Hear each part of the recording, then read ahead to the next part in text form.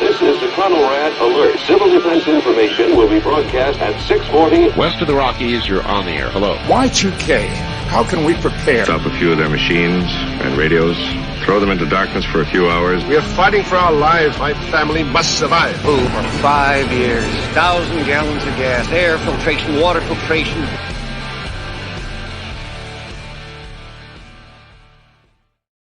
Coming at you from the frozen tundra that is East Central Alberta, Canada. Streaming live on YouTube, Facebook, Twitter, Twitch, Rumble, and Odyssey.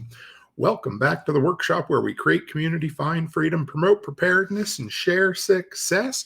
I am Toolman Tim. Today is February the 6th, 2024, and this is episode 422 of Workshop Radio. How are all my crazy delinquents out there this evening? Looks like we had a last-minute change of plans. So if you dropped in looking for EMT Don, we have moved that show, some technical difficulties in the background here, to a date soon to be in the future. However, on last minute, I was able to find the most beautiful woman in the world to come on the show, and it will be Mrs. Cook in just a moment. Real quick, we're just going to knock out the two sponsors, and then we're going to get into our show for the evening.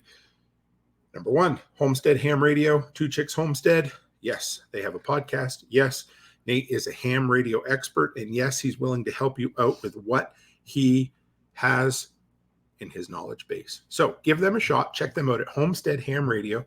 They took a chance on us, and I will be forever grateful. So remember, Nate and Aaron Lemaster, check them out. If you're looking for some inspiration, or if you just really don't know what the whole ham radio thing is, give them a go.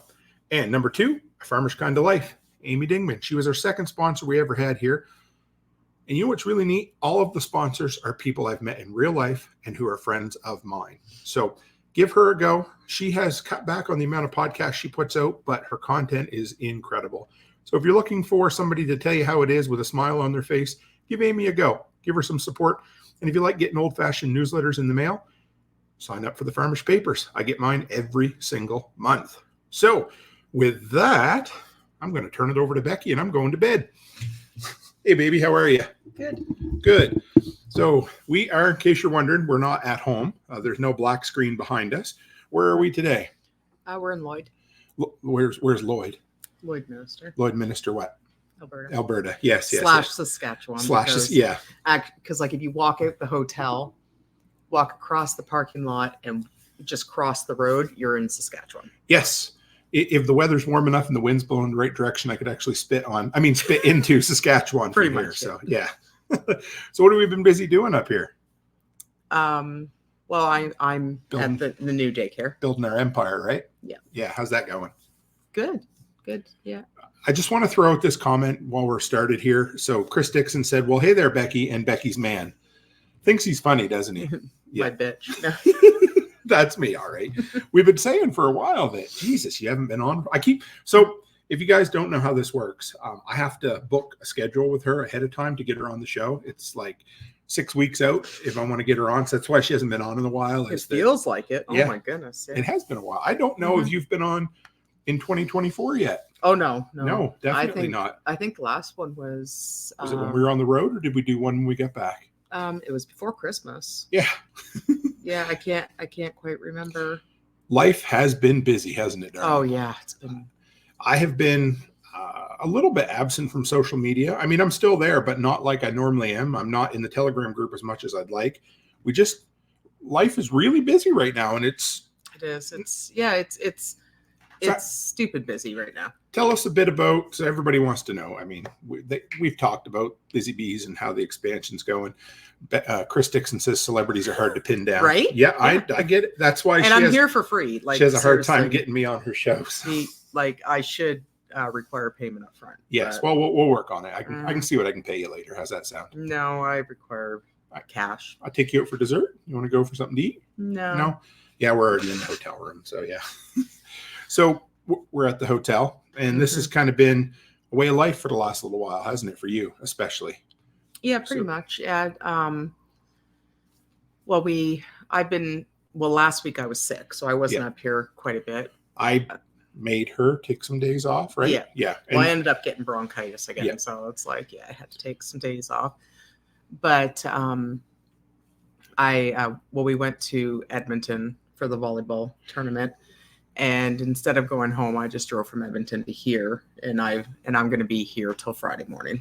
Which is, so it's not that big of a deal. So leaving Edmonton, so we went up for 2 days of teenage girl craziness.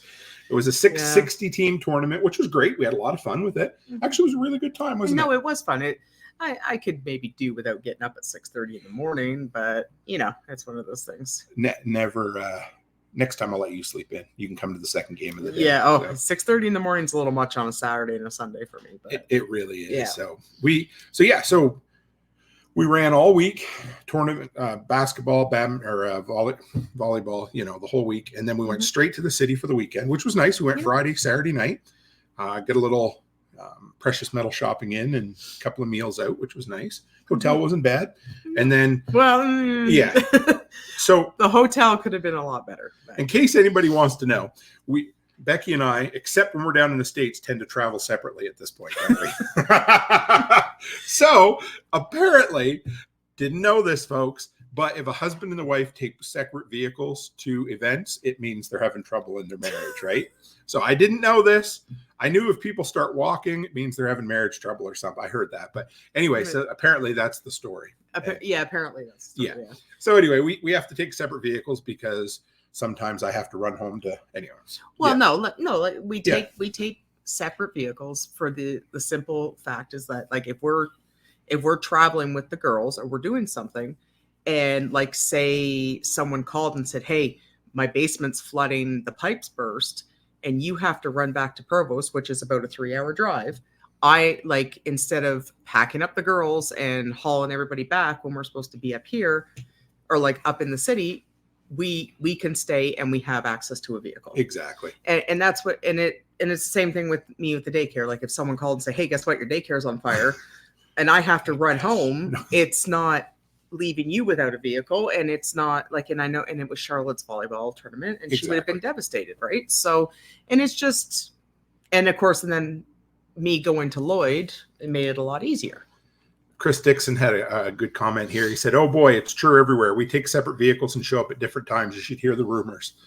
Yeah, well. Yeah, well, it's true. Like, and I would never ever risk the chance of telling Charlotte, "Hey, guess what? You can't do you can't finish your tournament because we have to run home."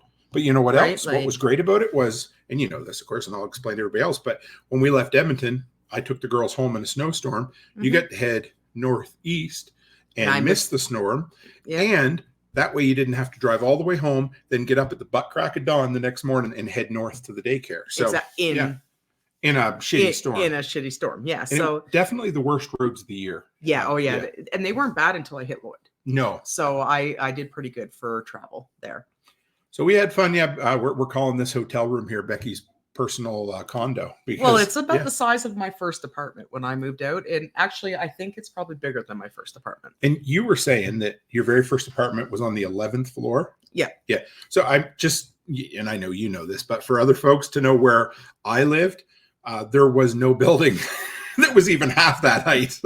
I think the tallest building in Digby was 3 floors. Yeah, it was on the 11th floor and I was over the water. St. Clair River, and you could see Port Huron, Michigan from my balcony. Yeah. So yeah, it's a nice. But this hotel room is actually bigger than my apartment was. And again, we save the points, don't we? Mm-hmm. So how is the Empire building going? Well, the one daycare is up and it was already up and running, but it's official. Everything's been officially switched over and done. As of January 1st, right? No, it was January 15th. Right. It was a little bit, I know government and spinning wheels. But that was completely done. And from what I understood when I spoke to the electricians today is that they were supposed to be done today, possibly tomorrow, for the fire alarm system. So talk about that a little bit, because when did you have that crazy nap in the car and then woke up with the idea to open a new daycare? Was that last spring? It was last LFTN. So we're coming up on a year now. Mm-hmm. Not quite, but And what did we figure? 6 months we figured by the new year for sure, right? We'd be up and running. So now what day are we? We're February 6th. Yep. And we're waiting on a $40,000 or $80,000. How much was it? The $66,000. $66,000 fire alarm system. Fire alarm system. Even though there was already a perfectly good fire suppression system in the building. So there you go.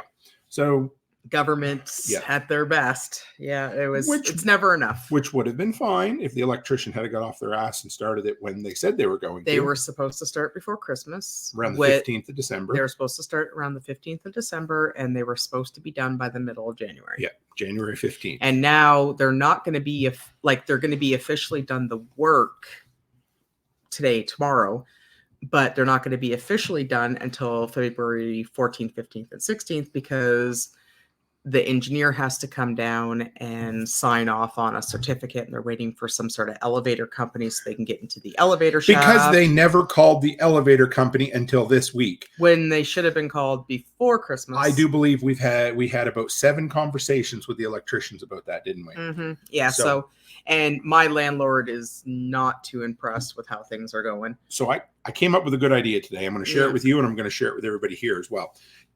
Even when we do this again, like you said, in the city, if we need to get work like this done, we need to have a clause in the contract that says every day they go over, they lose part of their money. Yeah, I agree, because this is anytime I've ever gone there, I'm not saying they're doing crappy work or anything, but anytime I've gone there, they're moving at a snail pace. There is literally no sense of urgency with them whatsoever. None whatsoever. And then if you go in there, they'll just drop everything and they'll just stand there and try to talk to you for an hour, and you're just like, dude, this is an hour that I'm paying you need to get this done.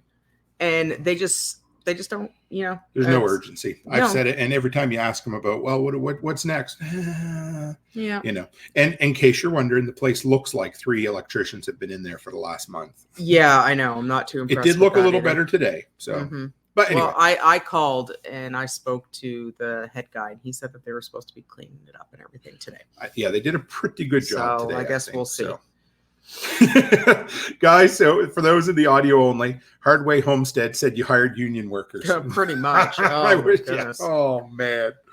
Yeah, I agree. And the thing is, it's like what my landlord had said, is they're in no sense of urgency to get it done. But I guarantee they're going to be very, very urgent to get their paycheck. Oh man! The final bill will be probably on our doorstep the owner's doorstep the day before the owner of the building. Sorry, that we're leasing. But it's unreal. Yeah, they won't be in any urgency. They'll be urgent to get that money. So if anybody wants to kind of have a feel for what we deal with, Chris Dixon sums it up pretty good. He says codes to supplement the codes for the codes. And then he said, I'm surprised anything ever opens in Canada, regulated beyond belief. Now, you guys know, I'm not pro-government by any means. However, with daycares, I understand the fact that things need hoops to be jumped through. But they have there's an R word that comes to mind that I won't say out loud, but that's exactly what they remind me of. Yeah, so. It's gotten a little, it almost seems like they've hired extra people to just sit around and try to make up rules that they can come up with. Make work projects. I mean, if you heard, I forget exactly where I read this recently, but the whole idea, how they say that they keep spending more and more and more money on education, but education doesn't get any better. The reason is because they haven't hired more teachers. They've hired more administrators. Oh, yeah. And it reminds me of the oil patch. Remember when times were good and they spent? Where'd the money go? All these make work projects, right? Yeah. And all these higher ups who do nothing but go out for dinners and lunches and go golfing, and they're making $350,000 a year, right? But they don't actually work. They just kind of exist. Just so you know, folks, we're going to have a morning safety meeting every day, and there needs to be a checklist done for the morning safety meeting. Also, we're implementing a new checklist that you check off that you did the checklist for the safety meeting. In case anybody wants to know, that's what we used to do. And if anybody needs to get a hold of me, I'm going out for lunch with these 2 guys, and then I'm going to go for golf in the afternoon, then I'm going to go out for dinner, and then I might sneak back by through if you guys want to have a drink with me. Absolutely. And look, guess who's here? Oh, I can take off. Yeah. Hey, guys, I think we have our our gremlin's figured out. Although I see a big gremlin in the background coming on here. So. You sure you don't mind? I don't mind. It's all right, Donald. I can take a hint. Love you, Mrs. Cook. I love you too. Hey, guys, guess what? Plans changed again. We're live. So, Mrs. Cook, before I bring Donald on, we need to do a live sometime, just you and I, and we'll just shoot the shit pretty soon. So, if you can fit me into your schedule, I'd be happy. All right. Love you. So, guys, let's bring on the actual guest of the evening. Hey, Mr. Donald, how are you? Very good. If I don't like to be late or make excuses, but if I told you what happened, you probably laugh. Dude, it's fine. You what you do, and no worries. I love having you on here, and I know folks showed up to see you, and Mrs. Cook was like, you know what? If Donald isn't here, something must have happened, so she's going to come on and have a hell of a time with me. I got back to my office over an hour ago, and as I walk up, there's a guy sitting on the bench in front of the office, and then one of the corporate guys walks in. It's like, he's a student. It's like, oh, okay. He's a student of one of your instructors for the morning class. He said he was homeless. And so it's like, what the hell? One of the managers told him he could stay in the building overnight. Oh, no. Yeah. And that was a very hinky situation. We had to have a conversation, and things got worked out, at least for tonight. But interesting. Oh, dude, that puts you in a bad situation. I get it. Oh, anyway, sorry you had to. Well, it's okay. We're here. I'm a professional, and I had the world's sexiest lady come on with me, so we did good. Oh, I feel jealous now. Maybe I need to grow more hair for you, Tim. I don't know. I'm giving you a run for the money, so I'll take it. Well, that's all right. You know what? We're gonna pretend like this is the start of the new episode, and I may cut the audio out, or I may just leave the warm-up act on, and folks will have fun with it. So how you been, Donald? I am very good. I'm very good. Excellent. At least right now. Yeah, I'm good. You look happy. You look bright-eyed and bushy-tailed. I like that. Yeah. So you reached, okay, guys. So Donald's here. Donald's been you don't hold the record, Donald, but this is your third episode on the workshop. So you're getting into elite territory here. So, consider yourself lucky. No, but you reached out to me. You wanted to come on and share a story. So I'm not going to ask anything, just so everybody knows. I'm not going to ask Donald any questions that he didn't already kind of say, and if there's anything that you decide you don't want to talk about at any point, just say, Tim, shut the hell up. We're moving on. Something like that. So, no, but it was you wanted to come on anyway. So, well, it's one of those where, if you want cool tactical, like gun stuff, go to Tac Response. If you need cool guy gear, John Willis. Prepping, homesteading, Jack and Nicole. If you need medical, Bear Independent, and then Chuck. They can teach you all the fun stuff.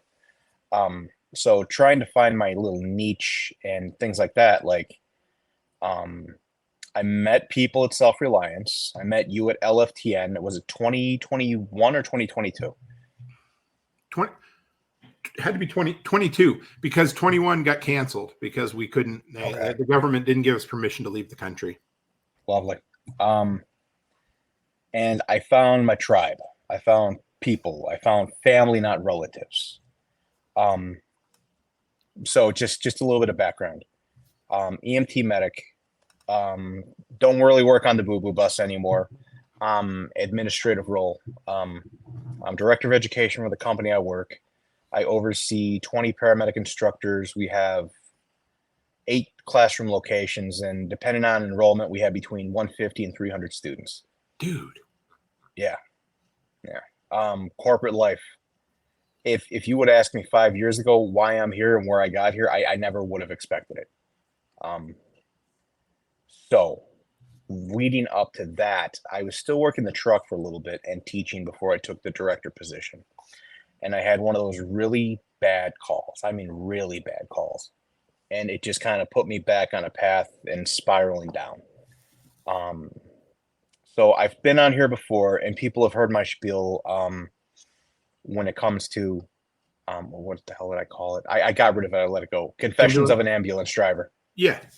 Yeah. So this is really confessions of an ambulance driver on the other end, where I was not the patient, but I understood where the patient's coming from. So after that bad call, it really wrecked me. Had to do some self-reflecting, and the self-reflecting kind of turned into a bottle of bourbon, and it just really it's hard to quantify. I drank the bourbon, woke up the next day, and it's like the problem's still there, and now you got one hell of a hangover. And then I'm going through all the embarrassing calls. And then there's been a couple other brushes with alcohol and things like that. And I even believe on the last time I was talking to you, I was playing around with the whole AA thing. Mhm. Okay. Actually, you might have to keep me on track with this one, Tim. Yeah, no, it's good. So, Yeah. okay. So you and I have talked in the background, and it's cool because we met, like I said, 2 years ago, just about, and we hit it off. You know, I call you my brother from another mother, and Becky really liked you too, which is weird because, you know, Yeah. she doesn't like anybody. So that's a that's a bonus. So she just threw something at me. It just missed my head. So we're good. Okay. And so we kept in contact, and you know, it's neat. And that's when you know you've met a good friend, is when you can go 2, 3, 4, 6 months and not really say anything, and then you can call or you can send a text, and it's all it needs to be, you know. And so we just kept, you know, you kept me in the loop, and we kept talking and different things. And when did you call me? I'm not sure. Was it just the new year, or was it just before the new year when you kind of said, hey, I need to talk, or I'd like to share my story? I finally hit the wall and started getting better back in right about Thanksgiving. So but go ahead. Let's go back a bit, because you've got everything that you've shared with me. So you had a bad call, and you had a bottle of bourbon at the time, and then things didn't stay so good for a little while. Well, that's just it. Like waves, cycles. You know, it's good till it's not. I was battling alcoholism, and I took the director position. And then I still had the scar tissue from that bad call. That one I'm not going to rehash here. No. But you added more stress to your life. Yeah, it's one of those, if someone ever meets me in person and they ask, I'll happily tell the story. But that's a person-to-person thing.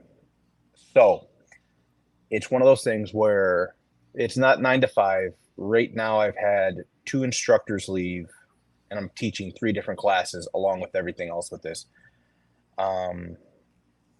And it's one of those where it's always something else. This instructor calls in, this student has an issue. Just this week, I had to drop a student. He shoved me in the middle of a class. Like, that's conduct unbecoming. So it's stuff like that. And I would go home, and then I would sit by myself. When I was with people, especially my wife, healthy, fine. So I thought. And then it's like, all right, let me get a drink. And so a drink turned into 2 drinks, turned into 3 drinks. We know the math on this, right? Waking up early morning, late afternoon, it's like, well, what the hell was I thinking? I won't do that again.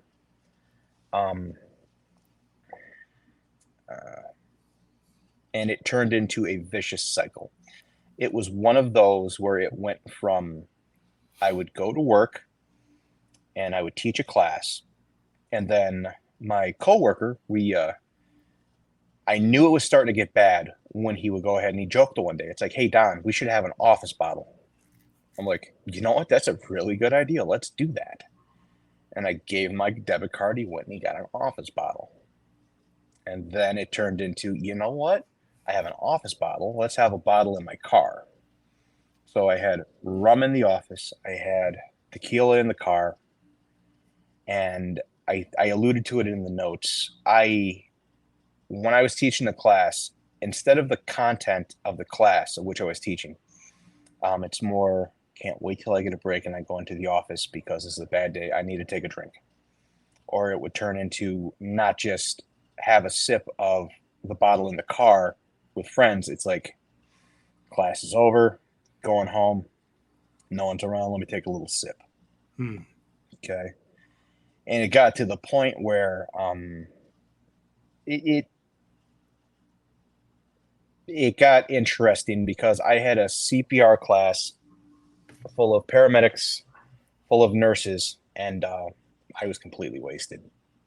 And it was to the point where I was functioning, and I don't think they could tell, but I look in the back room and I see the other bald guy with a styrofoam cup. He's rosy cheeked too, and he looks at me. It's like, okay, we're doing the same thing here. We both know. Got through that class, and then just the self-loathing that came with it. I could go on and on specific cases of just when drinking, I stopped drinking, and the bottle would start drinking for me. Not to be cliche. No. Yeah. So is it Carrie's been on the show before, and he shared kind of similar stories. And the first question you sent me to ask was about EMS, fire, and police. Okay. why they don't take care of themselves. So when you talk about the rosy cheeked dude in the back room with a styrofoam cup, is that a common occurrence? Is it something that most people just expect for people in emergency response? And why don't those folks take care of their mental health? It's interesting. 10, 20, 30 years ago, not to be political, I'm going to drop a word here. It's like, you go to talk to somebody about it. It's like, shut the fuck up, pussy. Absolutely. Right? Sure. That's how it was. You were shunned and hazed for it. Now it's more accepted. You go out, you get help and things like that, but it's still in social circles, not popular to talk about. The call I went on, I called you guys about it. My partner didn't know. No one at the company I work for knew. They knew it was a really bad call. They read my report. Just the stigma of, we tell our patients to take care of themselves. Your blood pressure's high. You might stroke out. You should get on a statin. You should take care of yourself. You're having a heart attack, and this is the second time I transported you for chest pain. You should really do some life changes as we go through a drive-through and get the number one. Yeah, I understand. I do. Yeah. So, at least that part. And you don't get into a job like this for money. And if someone says I'm doing this to help you and it's selfless, bullshit. It's a little bit of self-serving. I do like helping people. I do enjoy teaching. But I wasn't handling it. And you give so much of yourself to your patients, to your partners, in my case, my students, my instructors. You don't give anything back to yourself. And then you find other ways to cope. That's why a lot of people I talk to in this field, police, fire, EMS, they're on their second and third marriage, and they still got their, side piece that they're calling. They're refinanced their house 4 times, whatever it may be. 4 times, I don't know, refinanced the second time. So we take care of everybody else, but we don't take care of ourselves. And then we still get the stigma and all the things that, come with it. Is there, I know, maybe anyway, I know for most people, EMS training is a lot shorter than it probably should be, but is there much in that kind of leads people toward helping themselves? Is there any training that you get, or is it pretty, surface? Hold on. Let me answer that. Here, let's do another plug. Radio Made Easy, right? I got that sitting on my desk right there. I might as well. That's awesome. I'm flipping through a textbook right now. And what's scary is it is 1 chapter in a 41 chapter book. Let me find it.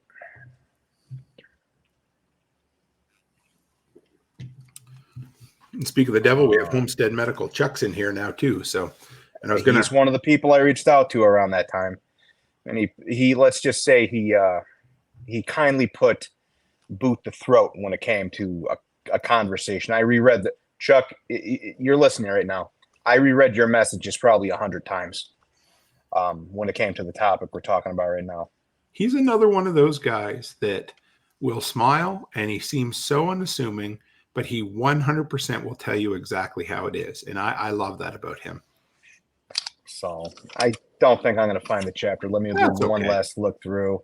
That just shows how hard it is to find. And how it's one chapter in here, and it's like 20 pages, health and wellness of the EMT.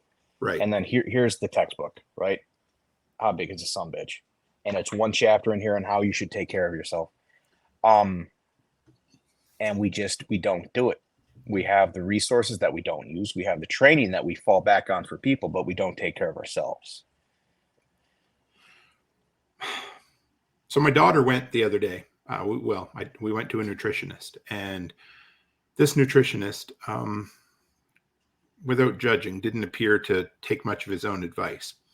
And I thought that must be hard, because I know, I'm a dude who struggles with his weight, and I talk about being prepared and the number one rule of survival. I get it. It must be hard.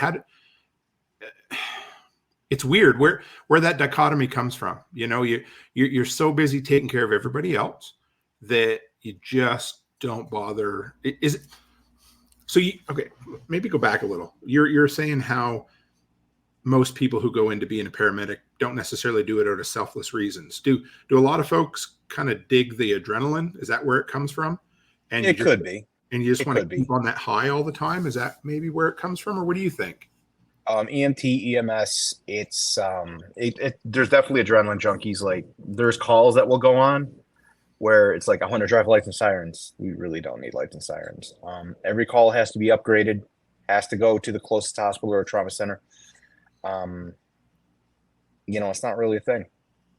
And the other part of it too is it's one of those careers where you can get into with a high school diploma at the moment.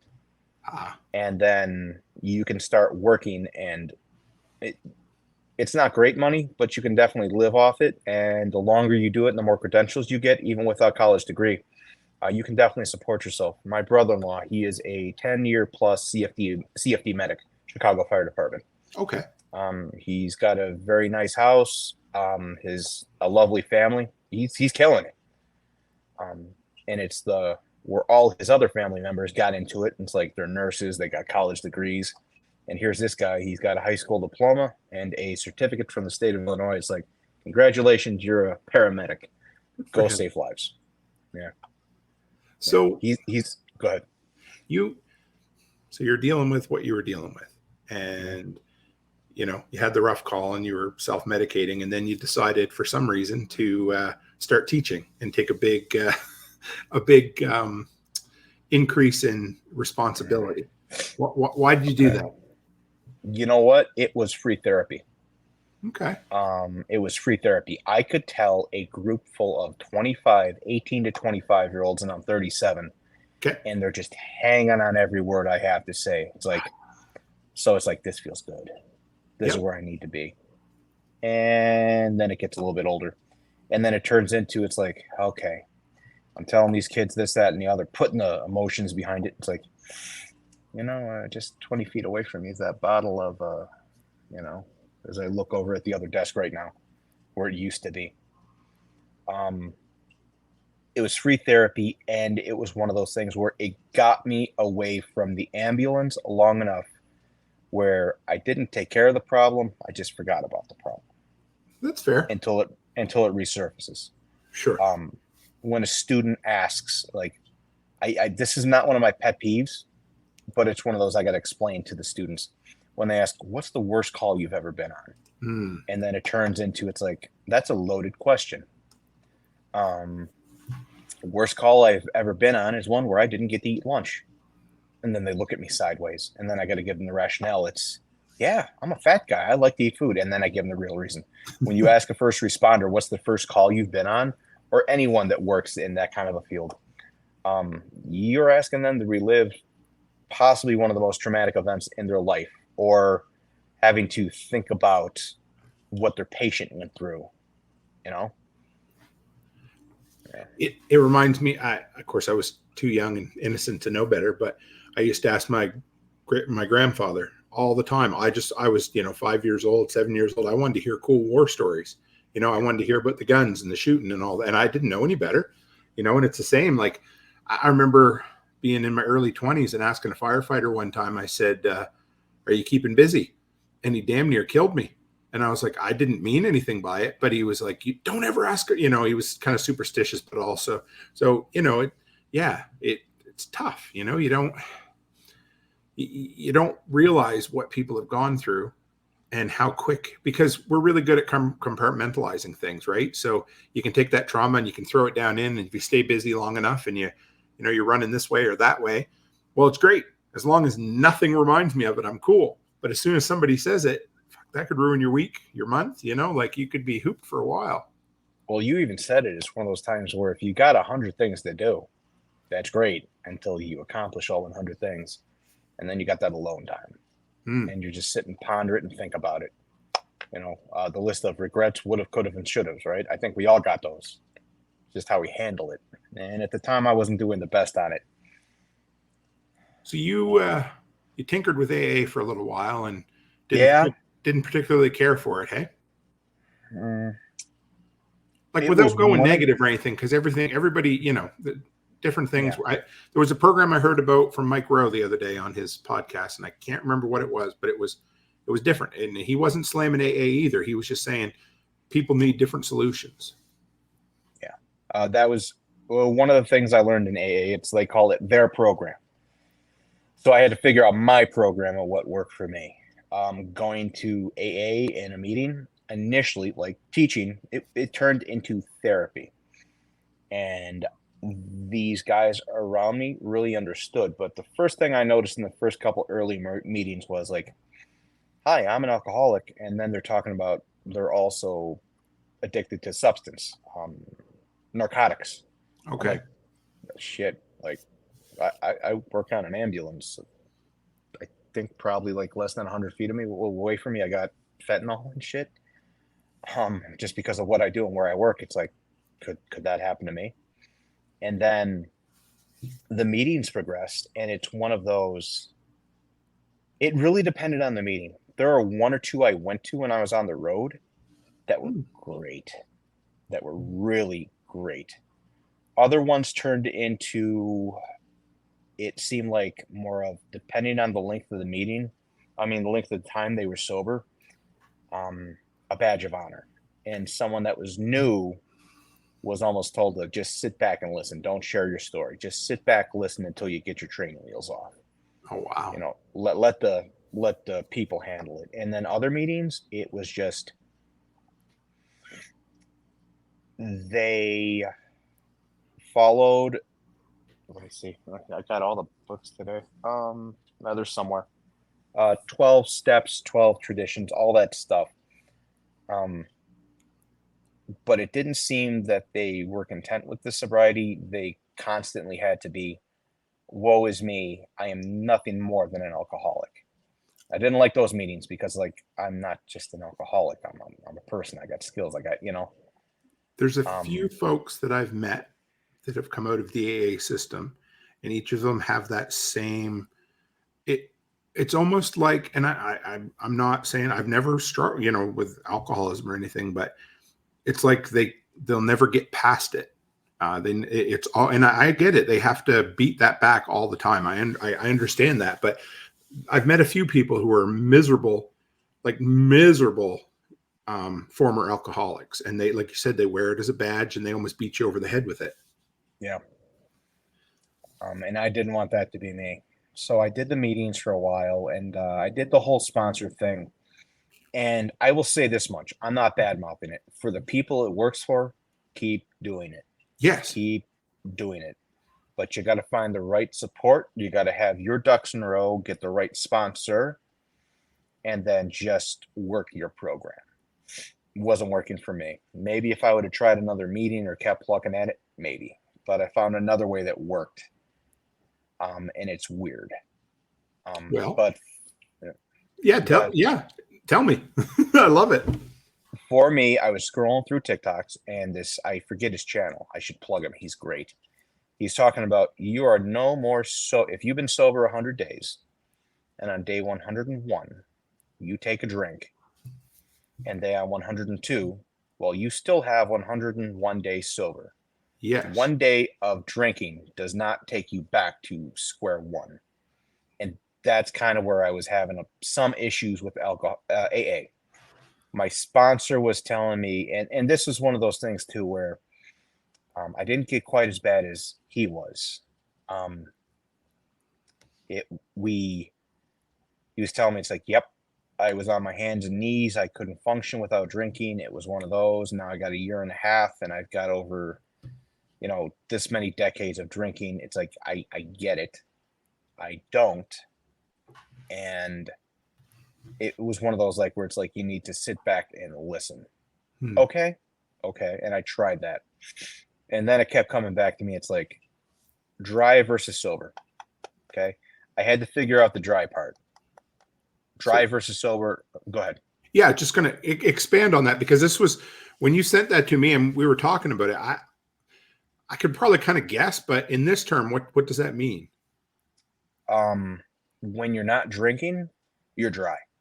Okay. And then you can go long periods of time, and this is the way I interpret it. And I'm going to break away from some of the AA stuff just a little bit, because it's my program, what worked for me.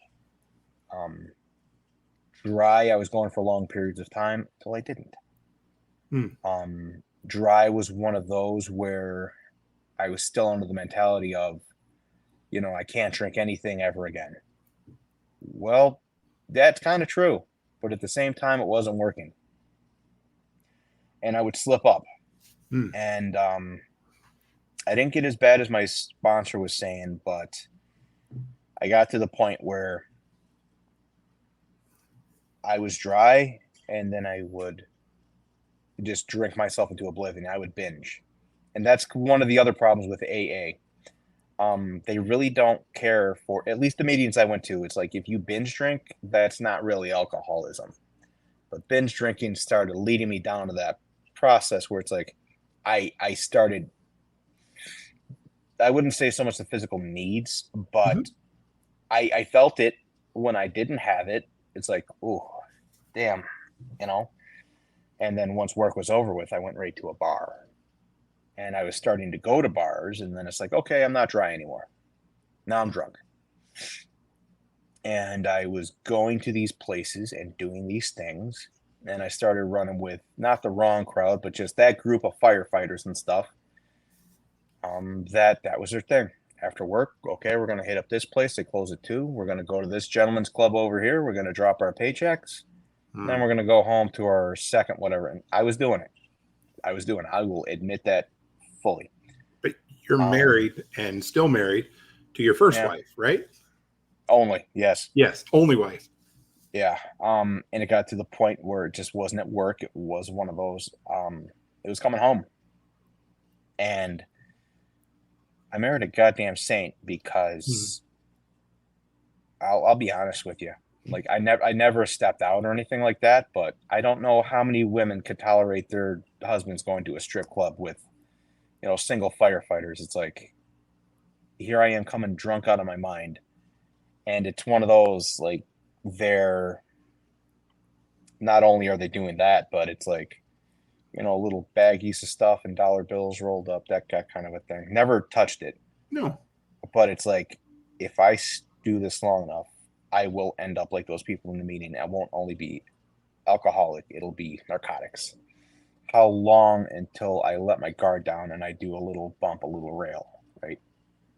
And it turned into one of those things where I would come home drunk and Molly would look at me and you could just tell. And then I felt worse.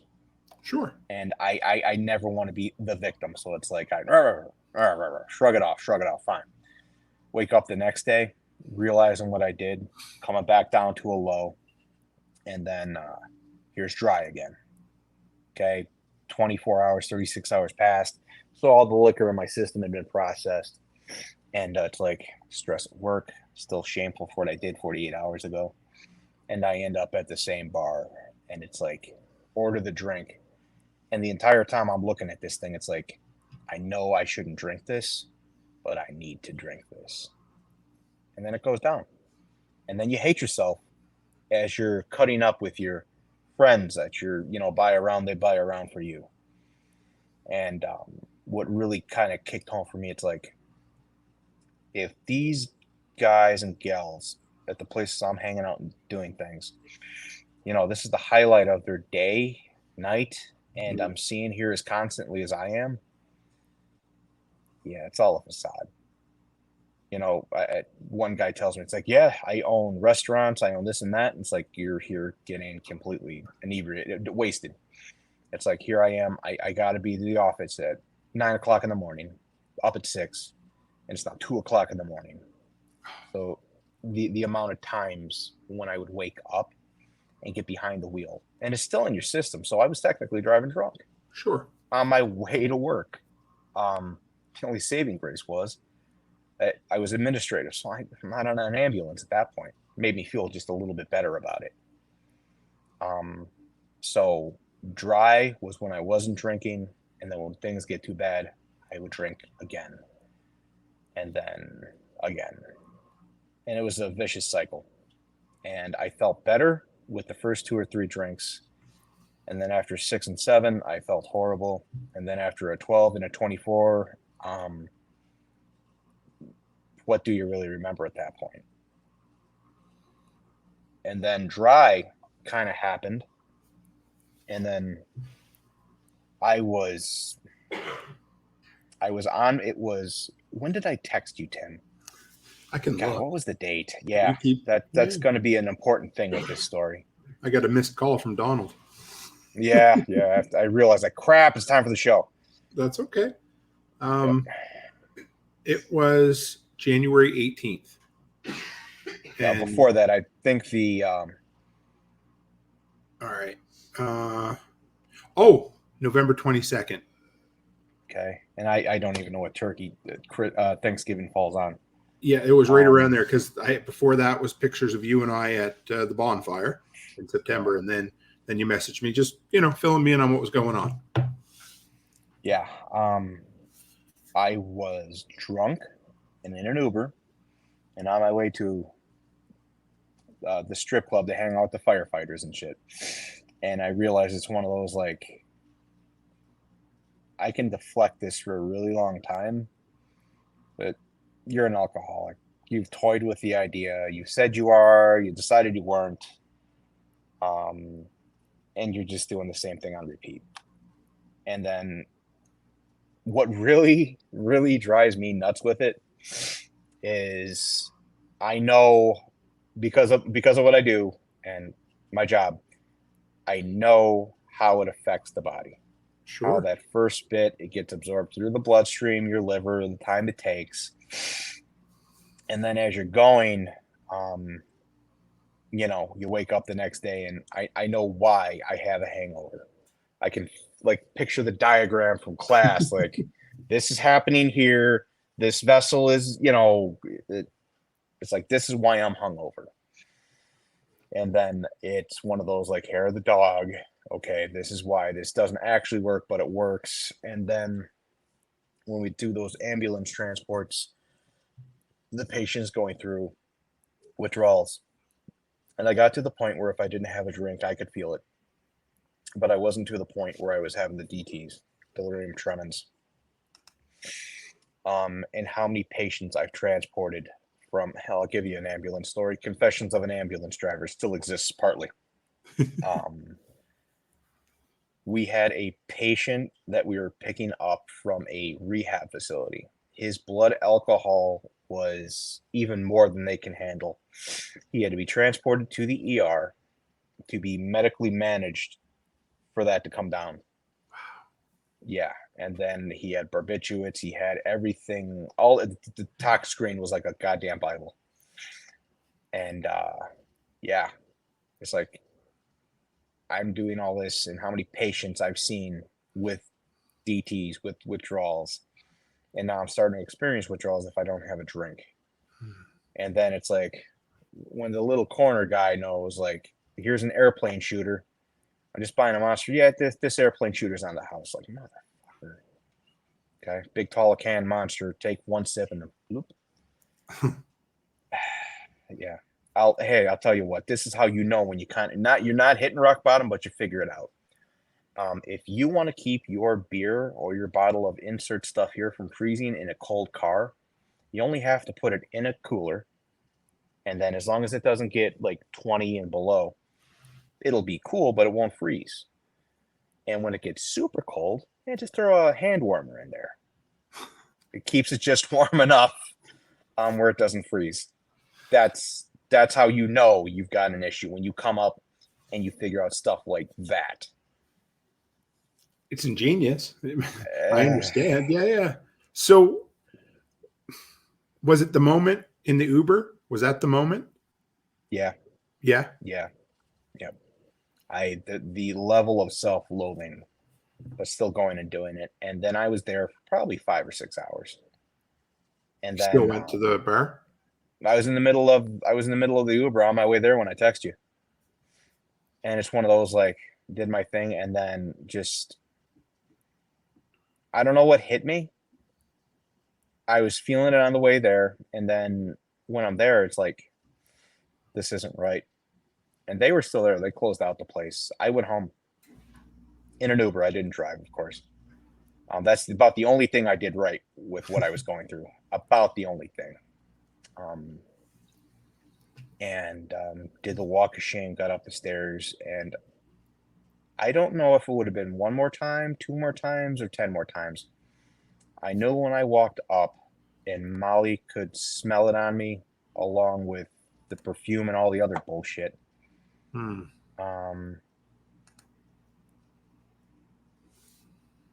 I was going to walk in eventually, and she wasn't going to be there. I knew that. And then it took me a hot minute, but did outpatient. Okay. That was a humbling experience. You told me that before, and I don't know, what does that entail?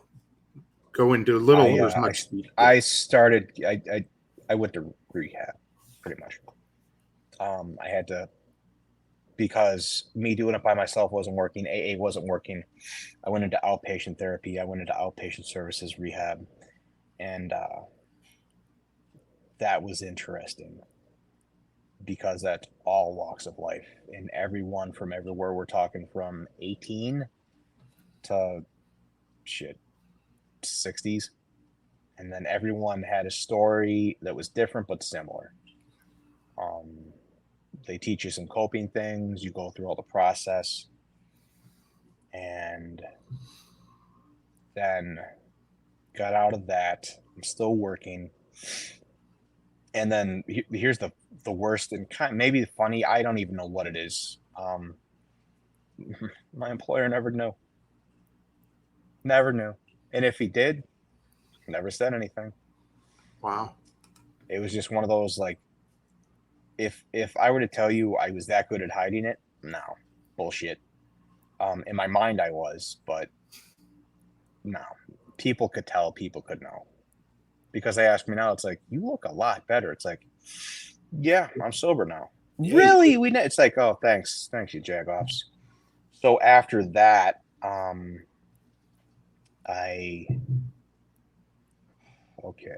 this is where I just. So there was, you told me about New Year's Eve, and this was kind of the point where maybe you hit the, what metaphor do we want to use there? It's not rock bottom. No. I can't say that, because it was your, I don't want to say it was your point, whatever that point was. I was invited to a New Year's Eve party. And I know if I would have went to the New Year's Eve party, the cycle would have started over. So this is probably the first time in my legal adult life where at 10 o'clock I was home and I went to bed. Yeah. I remember probably 1 o'clock hearing the fireworks.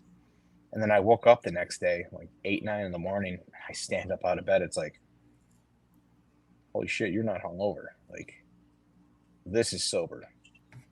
This is sober. I did tried programs, did other things, but it wasn't until the first of this year that I knew sober. And when I found that out, I didn't want to let it go. And then the other part of my program too was, like, I had to humble myself. And I always rip off, I'll admit it, I rip off James Yeager's line, agnostic mercenary for Jesus. Students get a fucking hoot out of it when I say it. It's like, what the hell does that mean? So whatever the hell you think it means. That's right. Yeah. So I got more spiritual and then started talking to one of the other paramedics at my station, and he's very God-fearing. Talked to him about a few things and like really got back into faith. And I can say it, and I said it when I was going through AA with my sponsor, but it's like, I'm a Christian. And for the longest time, I couldn't say that. And I didn't want to say that. But I'm good with it now. And I know in this crowd, we have everyone from agnostic, atheist, deist, Christian, Islam, everything in this crowd. Yeah, it finally meshed for me. And now I carry this little bastard around. And that same paramedic that kind of guided me through, I asked him for a reading list. What should I be looking to study with this? Now I have 5 or 6, 7, 8, 10, 12 conversations a day with God. Just, like an old friend. And when I understood I was sober and I wanted to keep it, and I finally found, it's like, everyone talks about how they hear the voice of God or they experience it in different ways. I was just the strangest thing in the world. When I finally came to terms with things, I didn't hear him. I was walking from the alleyway in my apartment, and then just a breeze blew by me, and I noticed the trees moving. It's like, this is it. This is my moment. This is him talking to me. Right then and there was the first time in 37 years of existence, I now know the grace of God. Yeah. Walking and seeing a tree blowing. Yeah.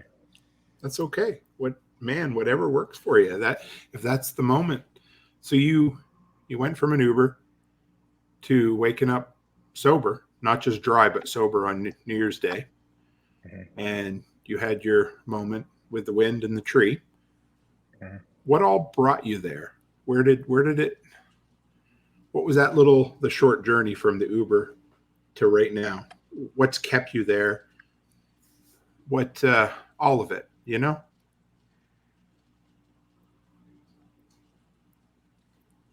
The one thing I did take from AA is one day at a time. It really means a lot.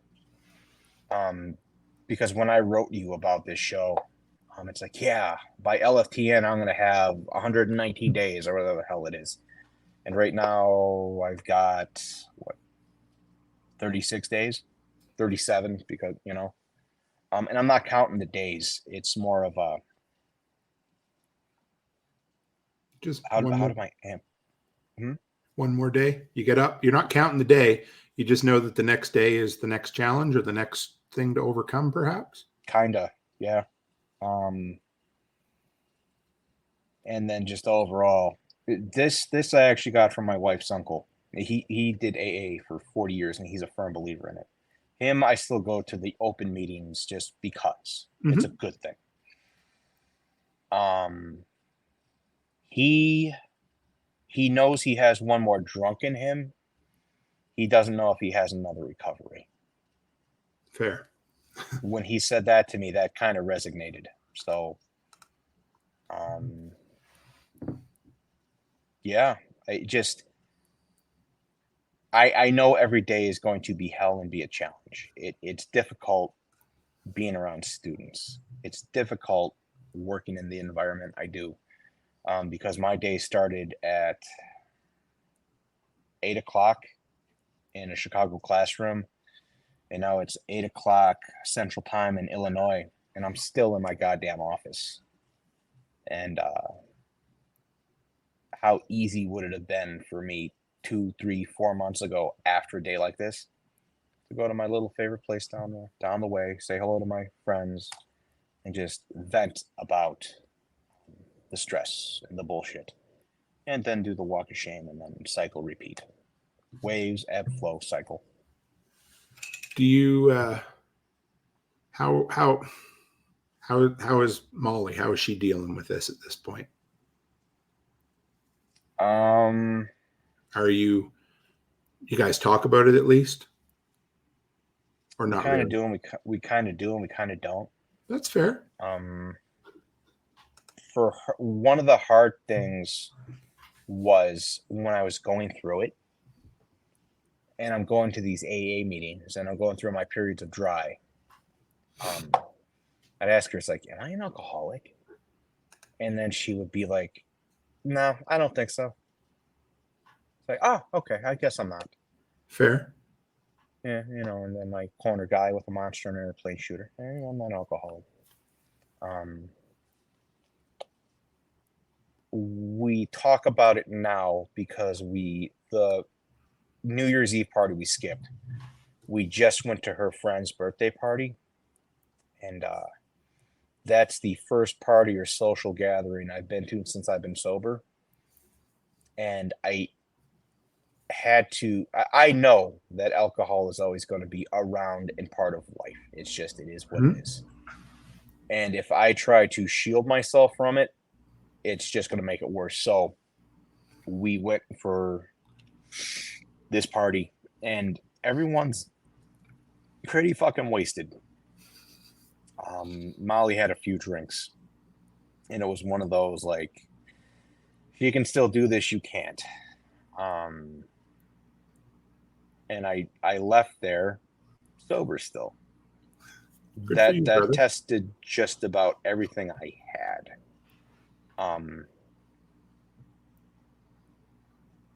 So if I surpass that, I'm okay now. It's the simple moments and stuff like that. Once I get off this with you, I'm going to go get dinner. And then it's the restaurant I'm going to go to. It's probably going to have a full service bar. I know when I sit down and I'm going to have my food, I'm going to have the urge, and this was me. Let me get a MGD or Miller Lite or a High Life, and let me back that with a shot of Jack while I eat insert meal here. Right. It's like, you know what? Why don't I do a bucket and then bring a couple? That was how I, you know. So it's like I sit down and I'm going to eat the meal. It's like, you want that beer, but why don't you just be happy with a Coke right now? Yeah. It's just a way to slide into it, right? Everybody has that ritual that I've met. I just want to share a couple things here that the community said. And B-Man J, he said, each moment's a choice, and you're stronger than you think. And he is a good man. You hopefully you get to meet him in person. He was on the show a couple weeks ago, and him and I have had some good conversations. And he's come from a background, and he knows what he's talking about. This one here, this is from Ed, and this is why you did this show tonight, just so you know. He said, you all will never know how much this conversation means to me. I have a 41-year-old son at a very similar point in both recovery and chronology. And so that's exactly, you didn't know why you were coming on here tonight, but there's the reason. And Cabot wants to know, how do you vent now? I think what's implying is that, you know, in the past you vented with firefighter bros, and that's how you let it out. So you know, I mean, that's tough. That's a work in progress. You got me. You got me. Take your dude if you need it. No.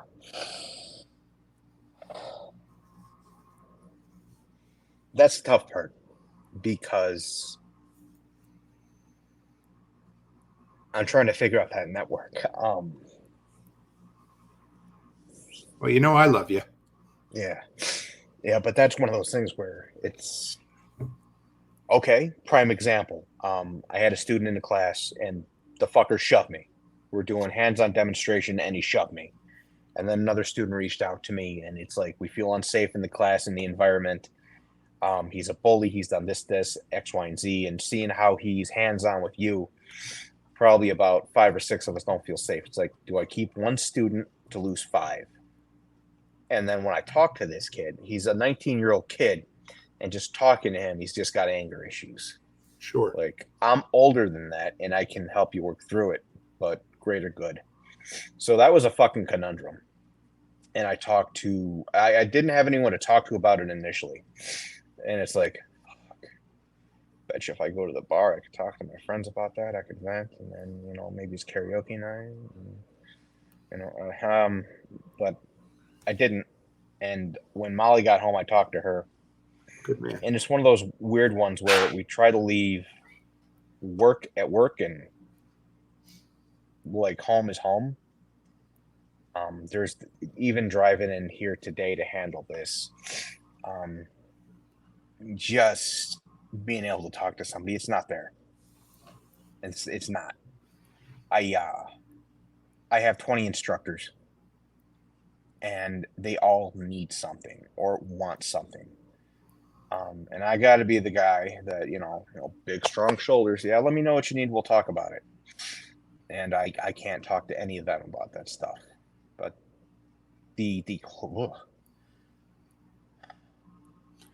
oh hell, I'll do this. The closest thing I had, he sits over there, and he sees what I go through at work, and him and I would talk.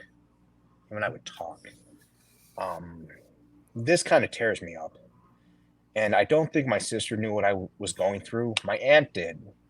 She's my half sister. I found out like 3-4 days ago that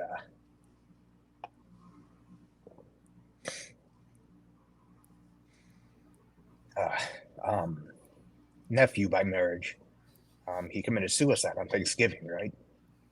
Wow. I got to hear about that 2 or 3 days ago. And it's like, fuck. I was there last year, and it's like, I got this kid gift cards for Xbox.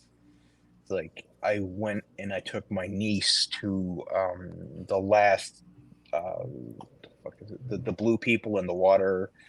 Avatar. Yeah, Avatar. There we go. We go see that, and seeing him at the movie theater, and we kind of poke fun at him a little bit. It's like, hi. And then we go watch our movie, and then he kind of hooks us up on food and drink, and, you know, not being able to talk to anybody about that. It's hard. And then trying to find someone that understands. I tried with one of the coworkers I have here. He's a 30-year plus firefighter medic, and he's retired now, and he teaches. And he's like, when you get up this dry thing, when are we going to go out to the place up the road? And like, it's like, fuck him.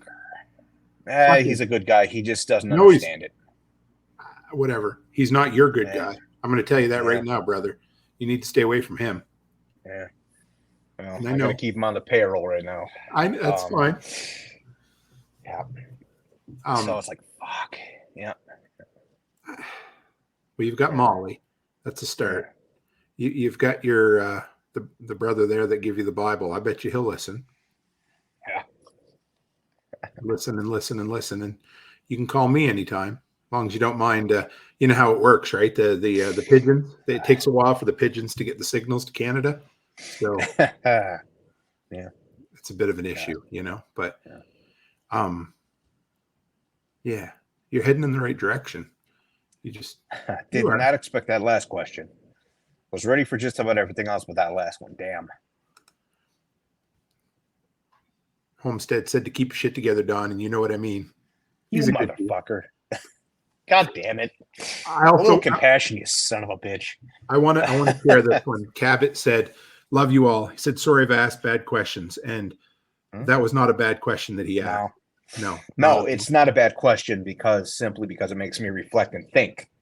That's like the next thing I have to work on to maintain sobriety. So it's not a bad question. It's just one I wasn't prepared for. And yeah. Haas is praying for you, Don. So what's next, brother? What do you we're gonna hang out in LFTN. You're gonna what are you teaching there? This. What I did tonight. Talking about it. Like I said, Bear Independent, Chuck, like you want cool guy medicine? They're your guys. I talked to Nicole. There were the 4 spots that were left open, and it's like I wasn't gonna put in for anything. It's like I need to work on me more before I go making appearances or trying to talk to people about this stuff. And then I saw her TikTok. Son of a bitch. It's like, I love to hate you guys. I really do. It's like, Nicole's 9 hours away. Chuck, what are you about? 10 hours? Shit, you're right. in another country. Yeah. And it's like, I hear the snippets from you guys and all this stuff, and it's like, crap. And she put on that TikTok, like, we have 4 spots available. I'm like, it's great. You know, maybe I'll meet someone cool down there. And she's like, this is one of those events where if you want to talk, apply, we'll select somebody. And it's back to the basics. I'm like, well, shit. Well, shit. It's like, this topic really fits back to the basics. Yeah, it does. And then she continued on with the TikTok. It was like a minute long. Sure. I'm like, if I don't try, it's like I knew there was a possibility she would say no or somebody else. It's like, but let me try. A couple of days go by, about a week goes by. It's like, cool, I'm off the hook. Oh shit! Wake up the next morning, I got the email from Nicole. It's like, you made the cut. I'm like, son of a bitch. I should have warned you. She's about a week out on her emails. I know that much, but it's like, ignorance is bliss. Like, crap. Now there's accountability there. And then it's like, okay, what's next? Tomorrow, I have to have a meeting with a couple of people here, figure out some stuff at the office. Tomorrow, I have to figure out what's for lunch, what's for dinner. And I don't know. Future down the road, I like sober, but I know it's not going to be easy to maintain. Overall, let me find out my boss is watching this. I'm exploring other options that's less stressful. Yep, I know monetarily I can take a hit, but I like hearing hell, I was thriving when I first started working as an EMT, $15 an hour. That blows my mind. Like, I'm married, got a shitty apartment. It's like, yeah, $15 an hour. I can survive and thrive on that. You can always go back and bust crackheads' heads at the Target or the grocery store there when you were security. Yeah, God. Whew.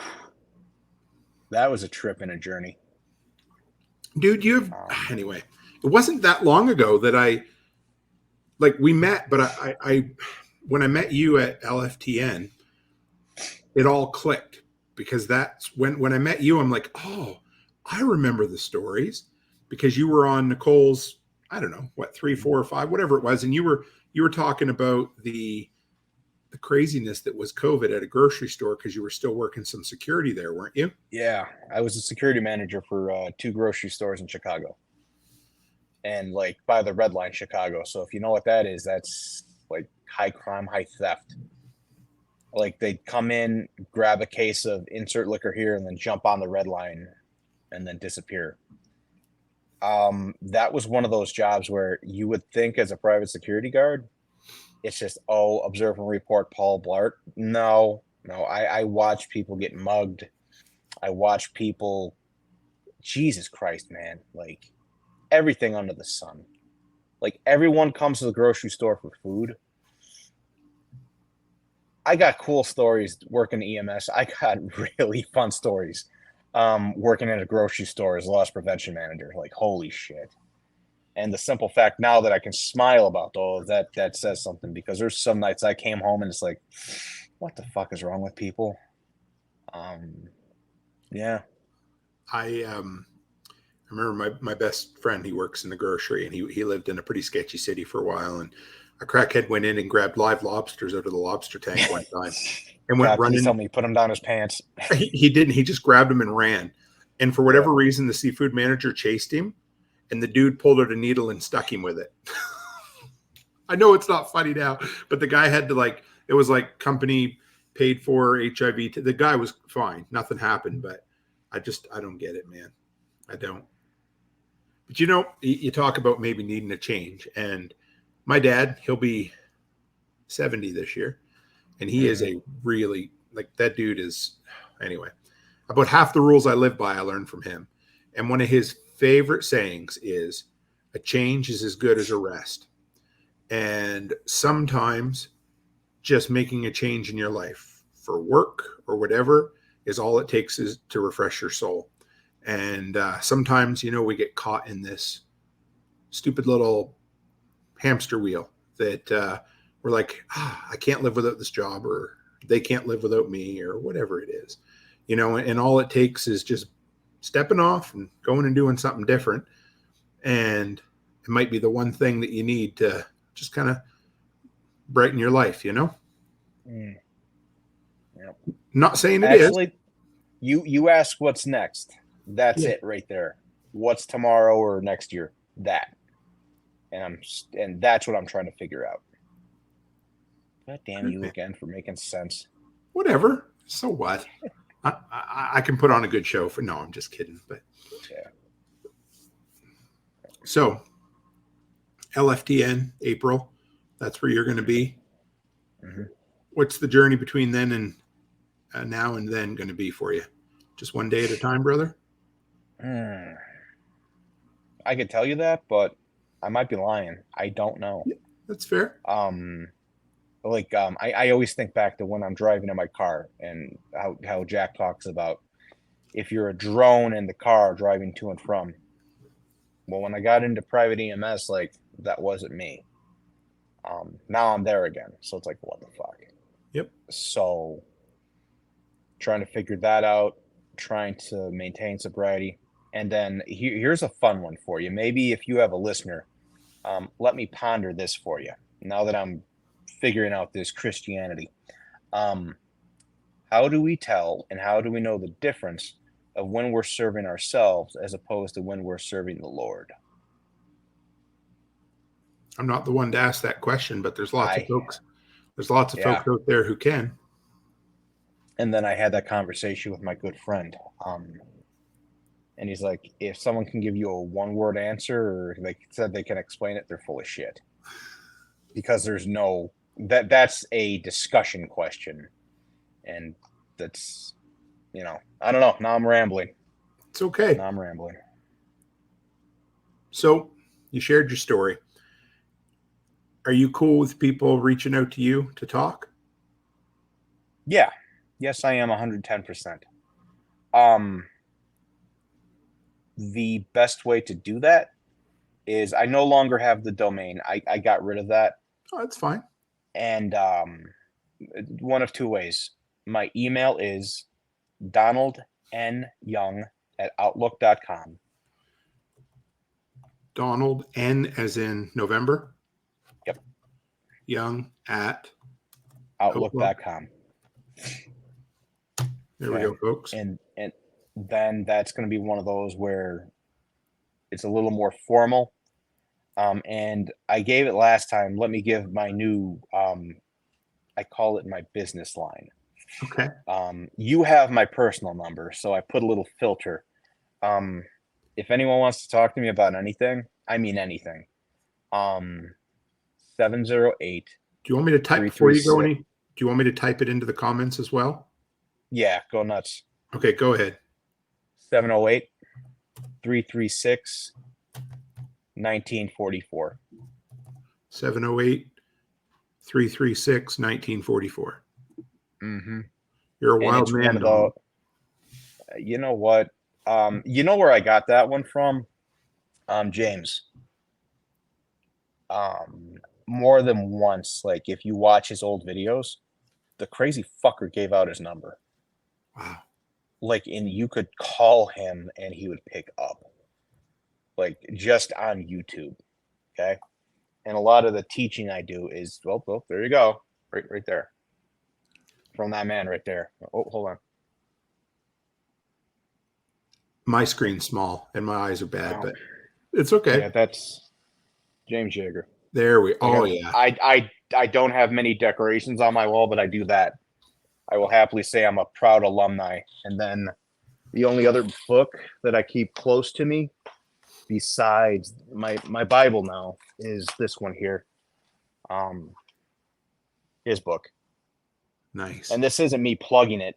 I No. bought it when it first came out, and I left it in the car, and the binding, the glue melted, and it fell apart.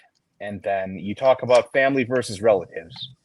God damn it. This like killed me when I did this. I'm just going to put this up there. Like that's the forever bookmark in there. Oh, wow. Hold on. Yeah. Yeah. That's it in a nutshell. TAC Response alumni, self-reliance, LFTN, all different but all similar and all good people. You just got to find what works for you. So, as for my email me anything. The only thing I ask is in the subject line, tell me who you are and what you're reaching out for. If you call me, might not answer at 4:00 in the morning. But when I wake up at 6, I'll definitely look. But please leave a voicemail. Tell me who you are and why you're calling me. I'll call you back. That's me. I've more than once had a missed call from Don in the middle of the night, and I'll wake up, and I'll try to message you back, and that's just And then if you're gonna text me, don't be creepy about that shit. I had one guy reach out to me and text me off my old phone, and I'm like, tell me who you are, what you want to talk about, and I'll reach back. It said Ed Celio says he's in California. It's a whole other country. brother, that's not a country. That's California. Like Ruski Red. I'm sorry. I'm a stone throw from Chicago. I understand the plight. Yeah. So call me, text me. Just if you could follow those guidelines, I will reach back to you, and we can have open dialogues and conversations about anything. I can teach you how to be an EMT, EMR paramedic. We can have conversations about radios because like Evan put me down that path, and now talking to Nate, like I'm really getting heavy into the fucking weeds. You want to have a conversation about spirituality? Let's go. My bread and butter is always going to be agnostic mercenary for Jesus. This fucker right here, James, he did more for me than just about anybody in my life. I've had more classes with John Lovell, Dave Harrington, training attack response. Like, let's talk about that. Any of it, all of it. Or if you just want to say hi, or if you're going through what I did and you're not sure what to do, I might not have an answer for you, but I can at least listen. Yeah. So. Thank you, brother. Mm-hmm. Thank you for coming on and sharing your story. And I know the shit's never easy. The heavy stuff's worth it, right? And you're doing it. It's all you can. You know, I tell you, I'm proud of you. You know that. And you know what? It only helps so much. So you keep doing exactly what you're doing. And I think I got one request from like everyone here listening. Sure. And it's gonna sound kind of cocky. I don't need the good for you. I don't need the keep going. I don't want a round of applause. I don't need a thank you. In fact, I hate that. If I have you in my life and I give you something, take it. It's because I want to. I'm kind, I'm not nice. And it takes a lot of people to know the difference. And if you got anything from this story, absolutely let me know. But share the story. Don't thank me for my courage or my service. That was one of my biggest things when COVID hit and I'm working as a fucking EMT medic. It's like, thank you for your service. Oh, fuck off. You know, now the feisty Don's coming out. So I'm gonna leave it at that. It's all right, brother. Yeah. We will, let's leave it there, folks. I normally do a close, but where can we go from there? So, you know, we love you out there, guys. And Don, I'm here for you anytime. Mm-hmm. And as always, folks, stay happy, stay healthy, have a great week.